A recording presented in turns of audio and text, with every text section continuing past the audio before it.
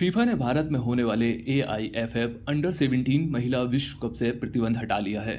Indian football खेमे के लिए ये एक अच्छी खबर है। इससे पहले फीफा ने तीसरे पक्ष की ओर से गैर जरूरी दखल का हवाला देकर अखिल भारतीय फुटबॉल महासंघ AIFF को निलंबित कर दिया था और अक्टूबर में होने वाले अंडर 17 महिला विश्व कप की मेजबानी का अधिकार भी छीन लिया था।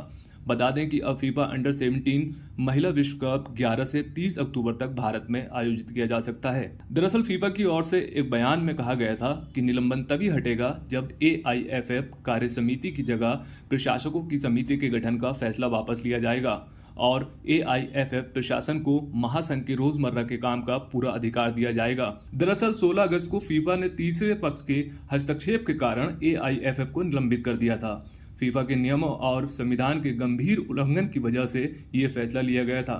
बता दें, भारतीय फुटबॉल महासंघ को अपने 85 साल के इतिहास में पहली बार फीफा से निलंबन झेलना पड़ा। फीफा के इस फैसले ने अक्टूबर में होने वाले अंडर 17 महिला विश्व कप की मेजबानी का अधिकार भी भारत से छीन लिया था।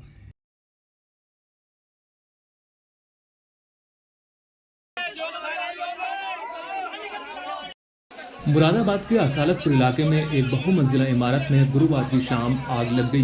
बता दें, इस हादसे में 5 लोगों की मौत हो गई, वहीं 7 लोगों को इमारत से सुरक्षित बाहर निकाला गया। मरने वालों में 2 महिला और 3 बच्चे शामिल हैं। वहीं पुलिस ने जानकारी देते हुए बताया कि हादसे में नाफिया, इबाद, शमा परवीन, कमर आरा, उमेमा की मौत हुई, जबकि 7 लोगों को सुरक्षित बाहर निकाला गया है। सालतपुरा थाना गल शहीद में एक बिल्डिंग में आग लगी। 3 मंजिले की बिल्डिंग थी। बेसमेंट में आग लगने की वजह से वहाँ पे 5 कैजुअल्टी हुई है और 7 लोग को पुलिस टीम और फायर टीम ने मिलके सेफली निकाल लिया है और यहाँ पर बाकी हम विधिक प्रक्रिया कर रहे हैं। कौन लोग थे जिनकी मौत हुई? उसमें से 2 औरतें हैं और 3 बच्चे हैं जिनकी मौत हुई।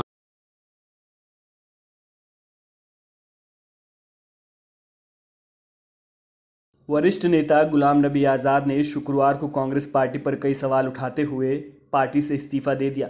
गुलाम नबी आज़ाद के इस्तीफे के बाद कांग्रेस में सियासी हलचल मच गई है। बता दें कि राज्यसभा सांसद मनीष तिवारी ने कांग्रेस पार्टी को नसीहत देते हुए कहा कि G23 ने कांग्रेस सुप्रीमो को पार्टी के हालात को लेकर जो चिट्ठी लिखी थी, अगर उस पर ध्यान दिया जाता तो आज हालात ऐसे नहीं बनते।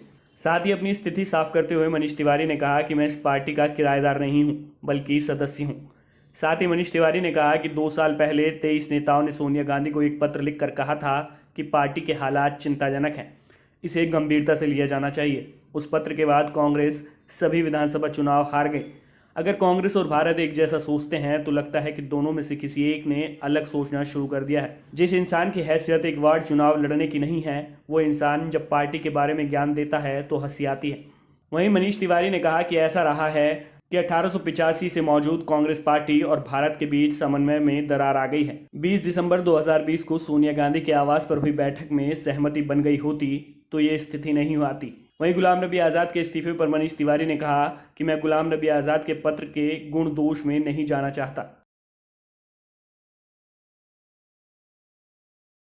पंजाबी सिंगर सिद्धू मूसेवाला हत्याकांड में मानसा पुलिस ने कोर्ट में 1850 पेज की चार्जशीट दाखिल की है। बता दें, इस चार्जशीट में 36 आरोपियों में से 24 का नाम डाला गया है। चार्जशीट में इस पूरे हत्याकांड के मास्टरमाइंड गैंगस्टर लॉरेंस का नाम भी शामिल है। वहीं इस मामले में 4 गैंगस्टर गोल्डी बराड़, सचिन थापन, लिपिन नेहरा और अनमोल का नाम भी जोड़ा गया है। ये सभी गैंगस्टर विदेश में रहते हैं। दरअसल पुलिस ने कोर्ट में जिस चार्जशीट को दाखिल किया है उसमें 122 गवाहों के बयान भी शामिल किए गए हैं। इसमें हत्याकांड के दौरान वहां मौजूद चश्मदीद, हत्याकांड के दौरान वहां मौजूद दोस्त, मूसेवाला का पोस्टमार्टम करने वाले डॉक्टर और जिस होटल में शूटर ठहरे थे उस होटल के स्टाफ समेत कई लोगों को शामिल किया गया है। वहीं इस केस में अब तक 20 लोग गिरफ्तार हो चुके हैं, जबकि 2 शूटर्स का एनकाउंटर हो चुका है। बता दें कि सिद्धू मूसेवाला की 29 मई को सरेआम गोलियां बरसाकर हत्या कर दी गई थी। मूसेवाले की हत्या के बाद से ही पंजाब के साथ दिल्ली पुलिस भी सक्रिय थी।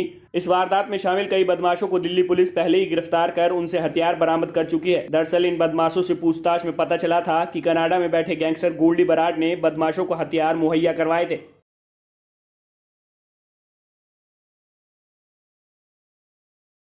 आरएसएस प्रमुख डॉक्टर मोहन भागवत शुक्रवार को त्रिपुरा के 2 दिवसीय दौरे पर पहुंचे।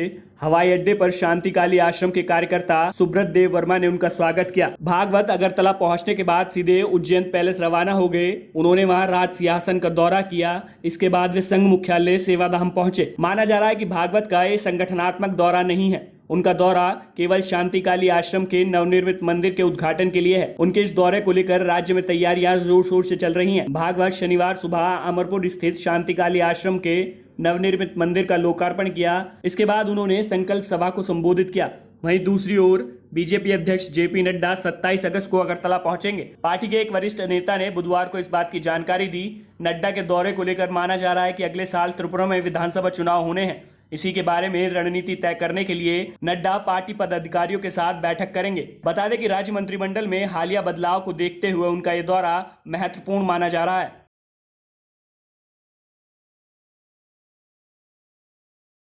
सोनाली फोगाट के पीए सुधीर सांगवान और उसके साथी सुखविंदर को पुलिस ने गिरफ्तार कर लिया है। बता दें कि सोनाली फोगाट हरियाणा बीजेपी की नेता और टिकटॉक स्टार हैं, जिनकी गोवा में अचानक मौत हो गई थी। सोनाली के भाई रिंकू ढाका की शिकायत पर पुलिस ने सुधीर सांगवान और सुखविंदर सिंह को गिरफ्तार कर लिया है। बता दें कि सोनाली के शव का गुरुवार दोपहर गोवा में पोस्टमार्टम किया गया। वो 23 अगस्त की सुबह गोवा के एक रिसोर्ट में मृत पाई गई थी।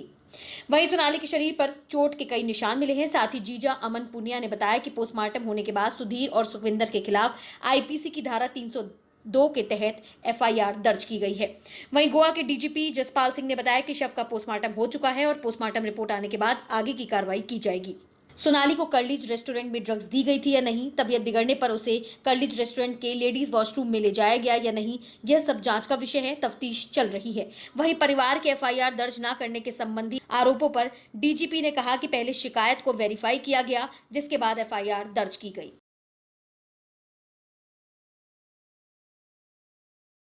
यूपी सरकार ने टोमेटो फ्लू को लेकर एडवाइजरी जारी की है, जिसे टमाटर के आकार के फफोले के लक्षण से पहचाना जाता है। राज्य के 75 जिलों में सभी मुख्य चिकित्सा अधिकारियों यानी सीएमओ के साथ साझा की गई एडवाइजरी में कहा गया है कि रोकथाम के लिए सबसे अच्छी बात आसपास की स्वच्छता को बनाए रखना है। माता पिता को अपने और अन्य बच्चों को गले लगाने या छूने के लिए मना करना चाहिए। दरअसल टोमेटो फ्लू नामक ये रोग मुख्य रूप से 10 साल से कम उम्र के बच्चों में होता है, लेकिन वयस्क भी इससे संक्रमित हो सकते हैं। एडवाइजरी में कहा गया है कि टोमेटो फ्लू में अन्य वायरल संक्रमण, बुखार, थकान, शरीर में दर्द और चकत्ते के समान लक्षण होते हैं, लेकिन ये swords COV2, monkey pox, dengue या चिकनगुनिया से संबंधित नहीं है। एसोसिएशन ऑफ इंटरनेशनल डॉक्टर्स के महासचिव डॉक्टर अभिषेक शुक्ला ने कहा कि बच्चों में प्राथमिक लक्षण अन्य वायरल संक्रमण जैसे बुखार, चकत्ते और जोड़ों में दर्द जैसे होते हैं। टोमेटो फ्लू एक आत्मसीमित बीमारी है और इसका इलाज करने के लिए कोई विशिष्ट दवा नहीं है, इसलिए सबसे अच्छा विकल्प उचित स्वच्छता के उपाय अपनाना है। इसके साथ ही एडवाइजरी में संदिग्ध मामलों से नमूने लेने के तरीकों और इसे लैब में कैसे ले जाया जाए इसका भी उल्लेख किया गया है। बता दें कि भारत का पहला टोमेटो फ्लू का मामला केरल के कोल्लम जिले में 6 मई को सामने आया था।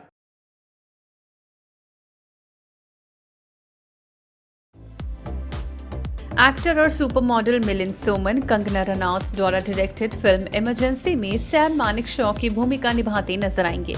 कंगना ने अपने इंस्टाग्राम हैंडल पर इस बात की जानकारी दी।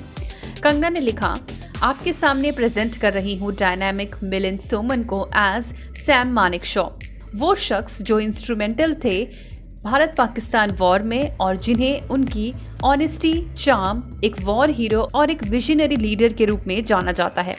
आपको बता दें कि सैम मानेकशॉ ने 1971 के भारत पाकिस्तान युद्ध में अहम रोल अदा किया था। अनुपम खेर, श्रेयस तलपड़े और महिमा चौधरी पहले ही फिल्म के कलाकारों में शामिल हो चुके हैं। वहीं कंगना फिल्म में पूर्व भारतीय प्रधानमंत्री इंदिरा गांधी की भूमिका निभाती नजर आएंगी। यही नहीं, कंगना फिल्म को डायरेक्ट भी करेंगी।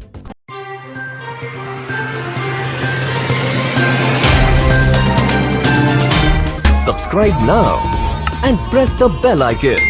Never miss an update.